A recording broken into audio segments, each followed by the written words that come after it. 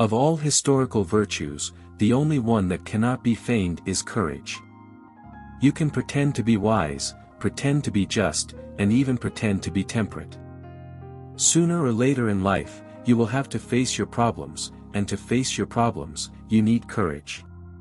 Courage is not synonymous with madness. Taking excessive risks is madness, not courage. Courage also doesn't mean never feeling fear, anger, or sadness. Courage is the virtue that allows you to do what is right despite the circumstances. A courageous person may feel fear, it's natural, but even so, they do what they believe is right and necessary in each situation. There's no point in running away from problems, the only result is that the problems become bigger. A historical figure acts despite the obstacles, overcoming them and making them their own path. We have the example of Hercules when he was coming of age and didn't know what to do with his life. One day he fell asleep and started dreaming. Two paths opened up before him, and from each path emerged a woman. On one side, there was virtue, and on the other, pleasure. Pleasure said to Hercules, "I will take you down the sweetest and easiest path, and you won't miss out on any pleasures. You will live without knowing difficulties and sadness, enjoying great pleasures, achieving them with minimal effort." Pleasure promised Hercules an easy life with shortcuts and without challenges, a life with as little work as possible. After pleasure's proposal, virtue said, "I will explain how things truly are. The gods do not grant anything to men without effort. If you want to achieve something, you must strive for it. If you want all of Greece to admire your courage, you must try to do something good for all of Greece." Virtue promised him a difficult path with potential rewards and great sacrifices. Hercules chose virtue. He didn't live an easy life, but one with purpose. He performed difficult labors and made several mistakes along the way. He faced courageously everything he needed to do until he became a god. Like Hercules, historical figures choose the path of virtue, and to act with virtue, courage is necessary. In this video, I will talk about courage, the second of the four historical virtues. I imagine you are already familiar with the story of the Battle of Thermopylae. The Persian army of King Xerxes, with 300,000 soldiers, threatened to destroy all of Greece. Faced with the lack of coordination among the Greek armies to defend themselves against the Persian invaders, the king of Sparta, Leonidas, decides to confront them to buy time for the Greeks to organize themselves. Unable to take the Spartan army to battle due to religious reasons, Leonidas sets off for the Thermopylae Pass with 300 of his personal guards. They knew it was suicide, 300 against 300,000 had no chance of winning. Nonetheless, they knew it was what they needed to do. It was their duty as Spartans and Greeks. They were probably afraid in the face of death, but they didn't show it, and they didn't let it affect their judgment about what was right. This is courage, facing a complicated situation that will push you to your limits and still acting rightly and facing the problem without running away from it. The 300 Spartans died at Thermopylae, along with King Leonidas. But thanks to their sacrifice and courage, the Greeks were able to organize at Salamis and Plataea, where they defeated the Persians. Thanks to the courage of the 300 Spartans, all of Greece was saved. This story is a clear example of courage. Legend says that Leonidas defended the place of Hercules himself. Undoubtedly, both are clear examples of historical bravery.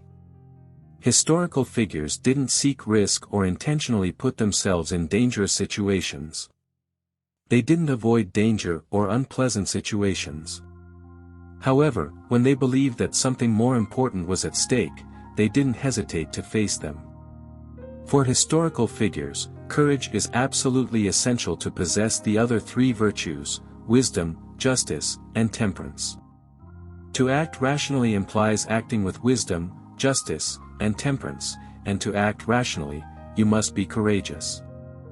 It's necessary to have the courage to face your ego, the courage to combat your prejudices and approach the truth, the courage to recognize your mistakes even if it hurts, the courage to face external opinions, and the courage to pursue your goals.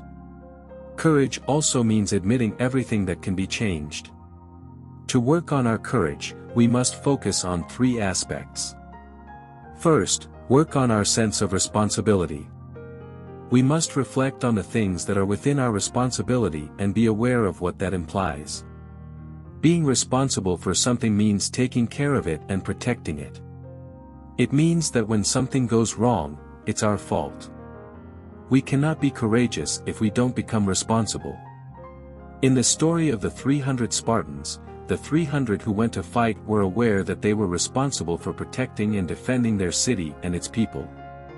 No one would be willing to face such a numerous enemy without understanding that it's their responsibility, what they must do, whether they like it or not.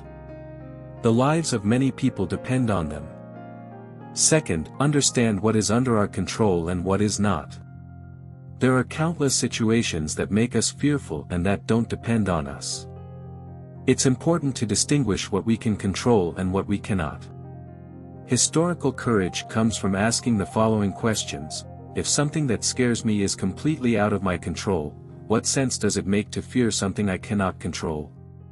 If the actions of others are not under our control, why fear them?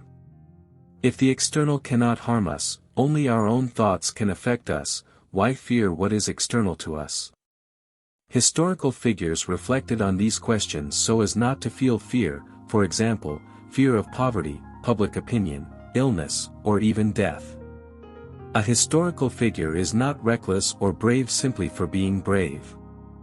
A historical figure is not afraid because they realize that there is nothing to fear. Third, practice courage in small daily actions.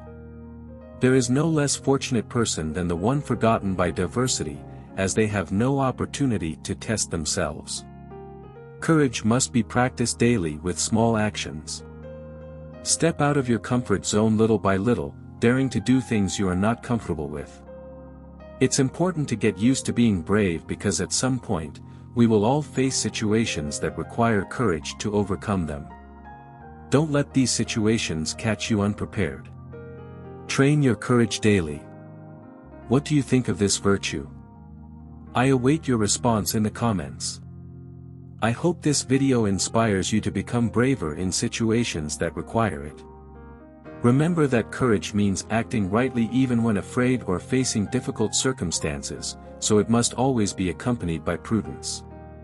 It's not about acting impulsively but acting purposefully, taking risks for a greater good. I encourage you to put this historical virtue into practice, just like Hercules and Leonidas. Here are 2 videos for you to continue learning about Stoicism. Until next time.